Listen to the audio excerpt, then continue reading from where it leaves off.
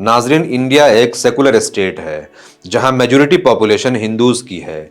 शुरू से ही इस देश को हिंदू राष्ट्र बनाने की मांग होती रही है, मगर 2024 के बाद ये डिमांड और बढ़ गई। भारत को हिंदू राष्ट्र बनाने का मुद्दा जोर पकड़ता जा रहा है। हिंदू राष्ट्र की मांग बहुत जोर पकड़ रही है। हिंदू राष्ट्र बनाने की मांग उठने लगी है। हिंदू राष्ट्र बनाने की मांग लगातार की जा रही है। हिंदू राष्ट्र की क्रांति पर संसद में कुछ बड़ा होने वाला है। हिंदू राष्ट्र पर कुछ बड़ा होने वाला है। हिंदू राष्ट्र का विचार होगा साकार। कई स्कॉलर्स ये कहते हैं कि इंडिया एक अनडिक्लेयर्ड हिंदू राष्ट्र है।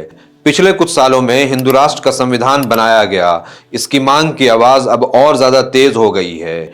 इंडिया का पड़ोसी देश है नेपाल, जो साल 2006 तक हिंदू राष्ट्र था। वहां अब डेमोक्रेसी है। वहां अब मुसलमान किस हालत में हैं?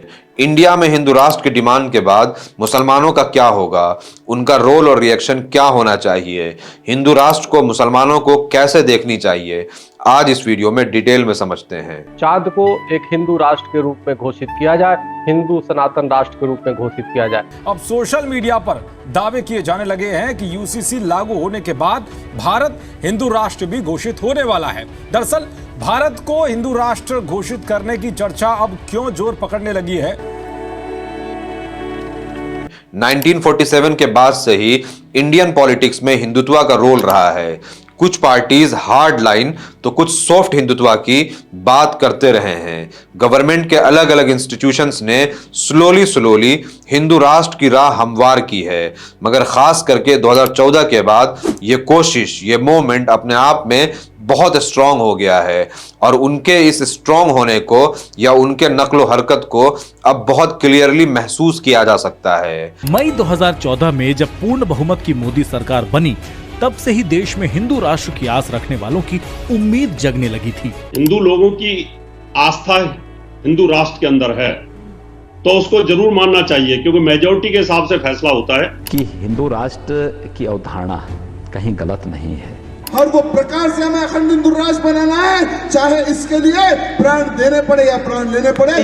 गौरक्षा के नाम पर इनोसेंट मुस्लिम्स की लिंचिंग, एंटी कन्वर्जन लॉ, उसके नाम पर मुस्लिम स्कॉलर्स की अरेस्टिंग, ट्रिपल तलाक बिल, CA/NRC कानून, कर्नाटका हिजाब बैन, हिंदू रिलीजियस स्कॉलर्स का लगातार मुसलमानों के खिलाफ हेट स्पीचेस, हिंदुत्व पॉप यानी गालियों वाले गानों का राइज, मुसलमानों के मस्जिदों, इबादत गाहों, उनके घरों पर गवर्नमेंट एडमिनिस्ट्रेशन की तरफ से उनके ऊपर बुलडोजर चलवाना, वक्फ बोर्ड अमेंडमेंट बिल और फिर UCC, ये सब वो मामले हैं जिसमें से ज्यादातर पूरी तरह से संविधानिक हैं, कॉन्स्टिट्यूशनल हैं। ऐसे में मुसलमानों के लिए उनके आइडेंटिटी को प्रोटेक्ट करना बहुत बड़ा चैलेंज हो गया है। लाखों करोड़ों लोग ने आज शपथ लिया है और हिंदू राष्ट्र हमारा आज नहीं तो कल जरूर बनेगा। भारत हिंदू राष्ट्र है, पहले भी है, अभी भी है। 2024 में भारत विश्व गुरु ही नहीं, हिंदू राष्ट्र भी बनेगा। अगर हिंदुस्तान में रहने वाला हिंदू राष्ट्र की जिद पर नहीं अड़ा तो वो हिंदुस्तानी है ही नहीं। हमारी ये अंडरस्टैंडिंग कि हिंदू राष्ट्र की आइडियोलॉजी सिर्फ संघ परिवार यानी RSS की है, ये अपने आप में बहुत गलत और इनकम्प्लीट है। मगर इंडिया में लेफ्ट, लिबरल्स, दलित के साथ ही एक सिविल सोसाइटी रही है जो इंडिया के सेकुलरिज्म, लिबरलिज्म को प्रोटेक्ट करने को हमेशा कोशा रहे हैं। ऐसे में दो तरह की आइडियोलॉजी इंडिया में है, एक वो जो हिंदू राष्ट्र बनाना चाहते हैं, दूसरे वो जो इंडिया के सेकुलरिज्म को बचाना चाहते हैं। आपको हर जगह सोशल मीडिया या फिर मेन स्ट्रीम मीडिया में ये दो विचारधारा के लोग किसी एक को सपोर्ट करते हुए, उसके लिए लड़ते हुए दिख जाएंगे। देखिए, पहली बात, कॉमन सिविल कोड संविधान के नीति निर्देशक तत्वों में है, वो कोई हमारे विचार की उत्पत्ति नहीं है। सर्वोच्च न्यायालय एक नहीं कई बार कॉमन सिविल कोड के लिए कह चुका। जोर से बोलिएगा, नाथूराम गोडसे मुर्दाबाद। मैं कहता हूं, कहिए गांधी परिवार मुर्दाबाद। शरीर का हत्यारा बड़ा, आत्मा का हत्यारा बड़ा। बोलिए, शरीर बड़ा कि आत्मा बड़ी? बोलिए, गांधी राष्ट्र पिता एक व्यक्ति के लिए नहीं है, उस विचार के लिए बोलिए, मैं भी तैयार हूं। बोलिए। जब आप महात्मा गांधी जैसे हम तो देवता ही बोलते हैं, देवता को आप ऐसे जिनको मारा आप गोडसे के लिए ऐसे बोलते हो, पहली बात आपको इस चीज के लिए माफी मांगनी चाहिए। दूसरी बात, हंसने की जरूरत नहीं है, हंसने की जरूरत नहीं है। दूसरी बात है, अगर गोडसे जिंदा होता, साल 2014 के बाद हिंदू रिलीजियस स्कॉलर्स साधुओं की एक्टिविटीज और बढ़ गई और जगह जगह प्रोग्राम्स होने शुरू हुए। ये प्रोग्राम्स बजाहिर हिंदू धर्म के अवेयरनेस, हिंदुओं को जगाने के लिए था, मगर अनफॉर्चुनेटली इसमें ज्यादातर मुसलमानों के खिलाफ नफरत परोसा जाता। साल 2023 में 668 ऐसे anti Muslim hate speeches document किए गए, जो साल 2024 में सीधे 74.4% बढ़ गया। मतलब पिछले साल 1165 हेट स्पीचेस रिकॉर्ड की गई। इन हेट स्पीचेस में लव जिहाद, लैंड जिहाद, वोट जिहाद जैसे झूठे फेक टर्म्स को यूज करके मुसलमानों के खिलाफ खूब नफरत फैलाया गया। सवाल यह है कि हिंदू राष्ट्र के रास्ते में मुसलमान क्यों हैं? क्या हिंदू राष्ट्र बनाने में सबसे बड़ी रुकावट मुसलमान हैं? इस सवाल को हम ऐसे देखें कि सेकुलर लिबरल स्टेट के सबसे ज्यादा बेनिफिशियरी क्या मुसलमान हैं? इसको समझने के लिए नेपाल हमारे लिए एक बेस्ट केस स्टडी है। साल 2006 तक नेपाल एक हिंदू राष्ट्र था। वहां इंडिया से ज्यादा प्राचीन मंदिरें हैं और इंडिया से ज्यादा हिंदू रिलीजियस ट्रेस नेपाल में मिलता है। इसीलिए नेपाल शायद एक हिंदू राष्ट्र था। मगर 2006 रिवॉल्यूशन के बाद वहां की राजशाही भी खत्म हो गई और नेपाल को एक कॉन्स्टिट्यूशनल सेकुलर डेमोक्रेटिक स्टेट बना दिया गया।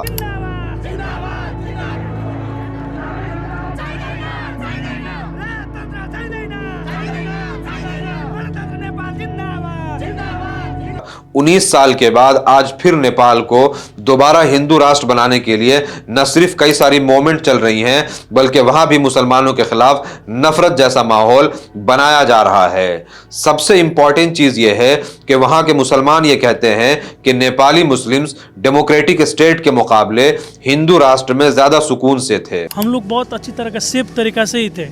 कोई भी ऐसा किस्म से रिलीजन के अकॉर्डिंग तो कोई बातें नहीं करता था।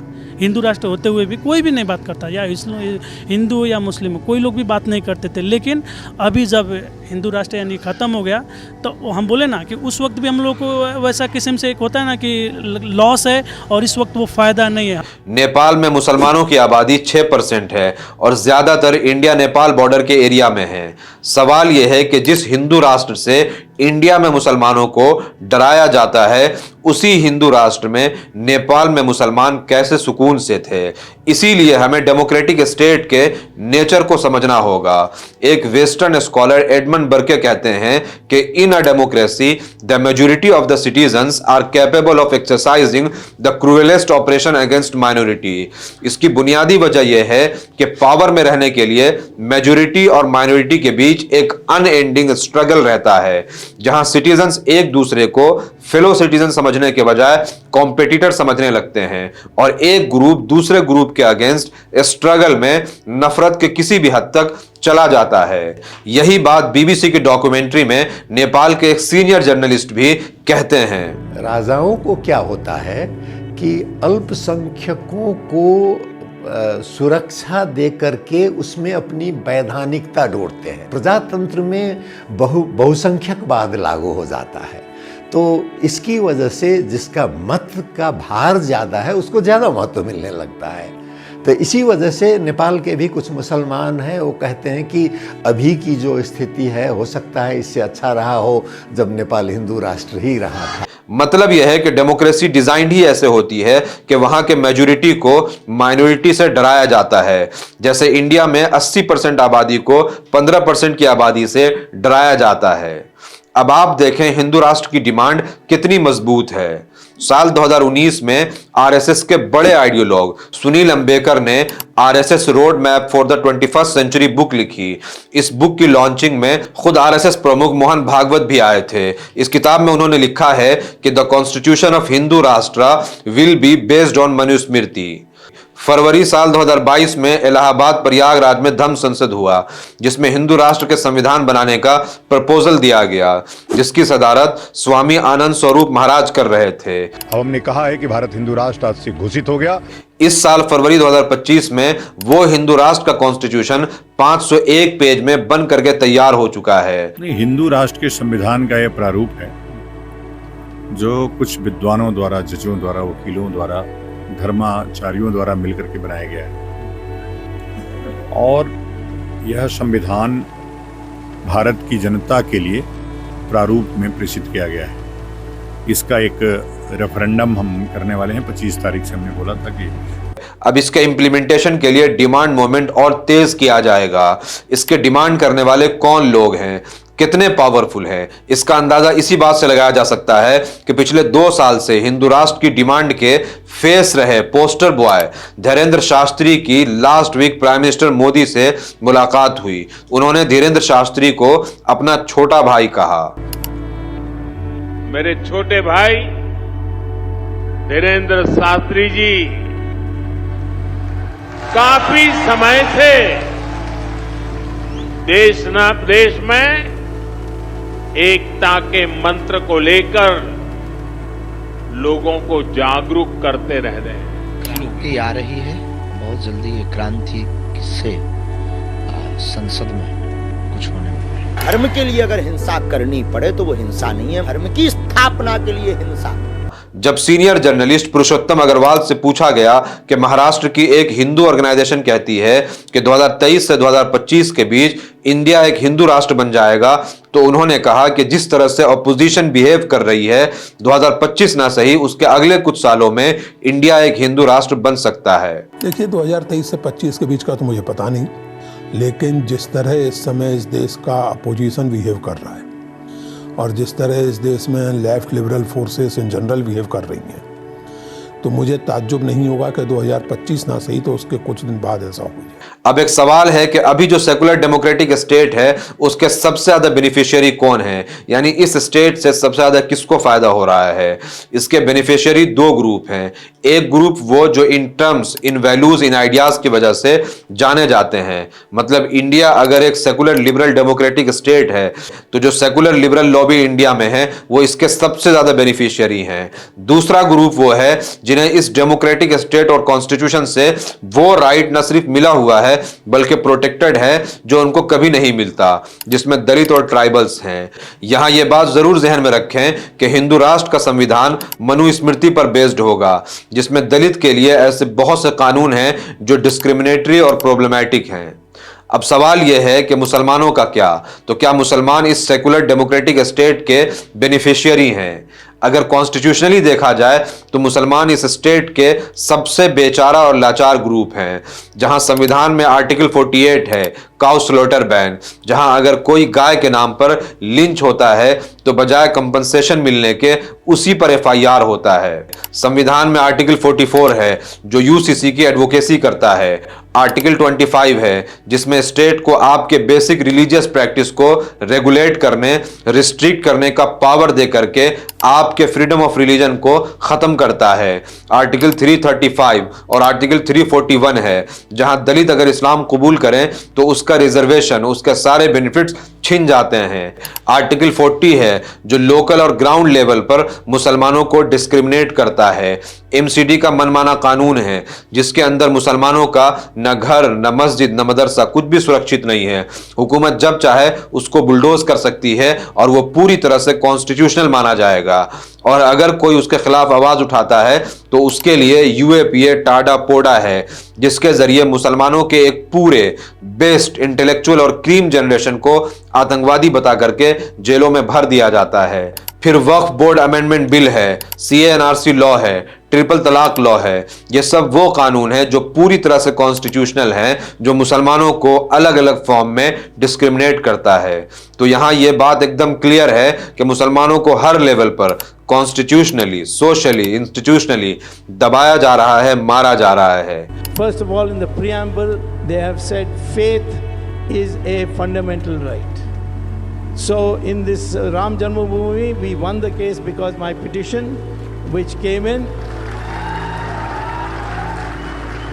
and said that my faith is that Ram was born here, and that I have a fundamental right to pray there. Uniform Civil Code has to be enforced by the government. That's what the Constitution says. Protection of cow is here it's not on agriculture. It's a ban on cow slaughter. अब एक सवाल कि अभी इस democratic state of India का nature क्या है, इसको समझिए। साल 1990 में बाल ठाकरे के 3 और मनोहर जोशी के 1 हेट स्पीच के खिलाफ सुप्रीम कोर्ट में सुनवाई हुई, जिसमें महाराष्ट्र इलेक्शन में बाल ठाकरे ने कहा था कि हम हिंदुइज्म बचाने के लिए इलेक्शन लड़ रहे हैं, हमें मुसलमानों का वोट नहीं चाहिए। मनोहर जोशी ने कहा कि अगर वो जीतते हैं तो देश में पहला हिंदू राष्ट्र महाराष्ट्र बनेगा। सुप्रीम कोर्ट ने इन हेट स्पीचेस को सेकुलरिज्म के खिलाफ नहीं माना और कहा कि क्योंकि हिंदुइज्म एक वे ऑफ लाइफ है, धर्म नहीं है, इसीलिए ये स्पीचेस सेकुलरिज्म के खिलाफ नहीं है। लोकसभा स्पीकर ओम बिरला ने 2021 में इंडियन कॉन्स्टिट्यूशन को मॉडर्न डे गीता कहा था। हमारा संविधान आधुनिक गीता की तरह है, जो हमें निरंतर कार्य करने की प्रेरणा देता है और राष्ट्र के प्रति अपने कर्तव्यों को बोध भी कराता है। आवर हिंदू राष्ट्र बुक के राइटर आकार पटेल कहते हैं कि हम स्ट्रक्चरली हिंदू राष्ट्र में आ चुके हैं। Being already a Hindu Rashtra's constitution, I don't need a new constitution, because people were saying there should be a new Hindu Rashtra constitution. I said, why? It's already there. All that the Hindu Rashtra would require is already there. काफी लोगों का मानना है कि India एक undeclared Hindu राष्ट्र है। अब ये जो अनडिक्लेयर्ड हिंदू राष्ट्र है या हिंदू राष्ट्र बनेगा, उसकी अपनी जेन्युइन बेसिक लिमिटेशंस होंगी। दलित, ट्राइबल्स और फिर खुद हिंदू सोसाइटी की अपनी कास्ट स्ट्रगल है। हिंदू राष्ट्र की अपनी 1000 मसाइल होंगी, मगर यहाँ पे 2 चीजें एकदम क्लियर हैं। नेपाल में मुसलमान डेमोक्रेटिक स्टेट के मुकाबले हिंदू राष्ट्र में ज्यादा सुकून से थे। इंडिया में भी मुसलमानों पर डेमोक्रेटिक स्टेट में कॉन्स्टिट्यूशनली, सोशली, इंस्टीट्यूशनली बहुत ज्यादा जुल्म हो रहा है। मतलब संवैधानिक तरीके से भी और सामाजिक तरीके से भी मुसलमानों पर खूब जुल्म हो रहा है। तो मुसलमानों को जब इस सिस्टम में फायदा के बजाय नुकसान है, तो फिर मुसलमान हिंदू राष्ट्र के स्ट्रगल के बीच में क्यों हैं? पाकिस्तान मुस्लिम राष्ट्र बन सकता है क्या? भारत हिंदू राष्ट्र नहीं बन सकता? बन सकता है। गुजरात के गाँव में इसको लेकर बोर्ड लगाए जा चुके हैं। जी सर, हमने अब हिंदू राष्ट्र घोषित कर दिया। हिंदुस्तान हिंदू राष्ट्र तो हम ये नहीं देखे 100 करोड़ हिंदू आबादी है, ऐसे ही हिंदू राष्ट्र है। इंडिया एक सेकुलर स्टेट से हिंदू राष्ट्र बनेगा तो इसको बचाने की लड़ाई, इसकी फाइट सेकुलर और लिबरल्स की है। यह लड़ाई मुसलमानों के कंधे पर डाल करके लिबरल अपनी लड़ाई मुसलमानों से लड़वा रहे हैं। कुर्बानी मुसलमान दे और जीत हो तो सेकुलर स्टेट रहे, जिसके रूलर भी सेकुलर ही हो। वही सेकुलर स्टेट जिसमें मुसलमानों के साथ फिर से वही सब हो जो पिछले 75 सालों से होता आया है। तो ऐसी कुर्बानी का, ऐसा सेकुलरिज्म बचाने का, ऐसा कॉन्स्टिट्यूशन बचाने का क्या फायदा? We are already a Hindu Rashtra. Tell me what is there in the constitution which is not Hindu Rashtra? Basically right wing और लेफ्ट विंग दोनों ही एक ही बर्ड के 2 विंग हैं। जब इंडिया एक ठीक ठाक सेकुलर स्टेट था, तब लेफ्ट विंग और लिबरल्स ने खूब जुल्म किया, मुसलमानों को कॉन्स्टिट्यूशनली डिप्राइव किया। तो फिर वापस से उसी सेकुलर स्टेट की लड़ाई का मुसलमानों के लिए कोई सेंस नहीं है, खास करके तब जब पावर में जो हिंदुत्व फोर्स है वो अपने हिंदू राष्ट्र की कोशिश में आपको यानी मुसलमानों को डायरेक्ट दुश्मन समझती है। लेकिन मैं ये कह चुका हूं कि भाई बनाइए भारत को एक धर्म प्रधान राष्ट्र। अगर हिंदू राष्ट्र बनाने से ही देश में शांति होगी तो बना लीजिए, और उसके क्या मॉडल्स होंगे उस पर बात करें। मैंने अपोज नहीं करा हिंदू राष्ट्र को बनाने को। हिंदू राष्ट्र बनने के बाद भी अल्पसंख्यकों के अधिकार रहते हैं। हिंदू राष्ट्र बनने के बाद भी अल्पसंख्यकों को उनकी freedom of religion, freedom to follow personal law मौजूद रहती है। इसीलिए मुसलमानों को कलेक्टिवली ये अंडरस्टैंडिंग डेवलप करना होगा कि हिंदू राष्ट्र के अगेंस्ट स्ट्रगल मुसलमानों का नहीं है। सेकुलर लिबरल वर्सेस हिंदुत्व की लड़ाई है, वो लड़ें। मुसलमानों को अपने लिखने, बोलने, मीडिया, सोशल मीडिया में ये बताना होगा कि हिंदू राष्ट्र की लड़ाई में हिंदू राष्ट्र के अगेंस्ट हम नहीं हैं, हमारा उनसे कोई लेना देना नहीं है। ये लड़ाई असल में सेकुलर और लिबरल्स की है, उनसे लड़ें। उम्मीद करता हूं ये वीडियो आपको इन्फॉर्मेटिव लगी होगी। इसको ज़्यादा से ज़्यादा शेयर करें। कमेंट में ज़रूर बताएं कि वीडियो आपको कैसा लगा। Thank you.